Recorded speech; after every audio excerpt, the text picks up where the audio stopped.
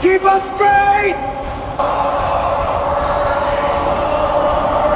Holy shit. So a new trailer has been released for Christopher Nolan's upcoming cinematic event, The Odyssey, and all I gotta say is, wow! Coming off the near billion-dollar Oscar-winning smash hit that was Oppenheimer, Christopher Nolan has decided to adapt the monumental historical epic The Odyssey in a way that no other filmmaker has tried to before, by casting Tom Holland. To say the hype was there since his announcement would be a gross understatement, as each Nolan film that drops hits like another bombshell in popular culture, from films like The Prestige and Dunkirk to The Dark Knight and Interstellar. To say he's had an illustrious career filled with cultural explosions that audiences and critics can see eye to eye on would be putting it very lightly. And Christopher Nolan would finally receive his flowers by winning Best Picture at the 2024 Oscars for what's arguably his magnum opus, Oppenheimer. So for Nolan to tackle arguably the most influential piece of literature ever crafted to follow up on the monster success of Oppenheimer was the cause for nothing less than insane hype. When the first trailer debuted last December, people were pumped. Everything about it looked so fucking epic. It looked like the sort of thing that only Christopher Nolan could deliver, which basically told us all that this was another Oppenheimer just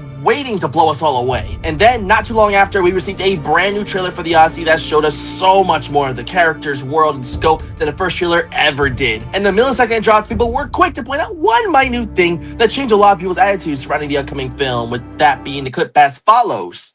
They're pining for a daddy. My dad is coming home.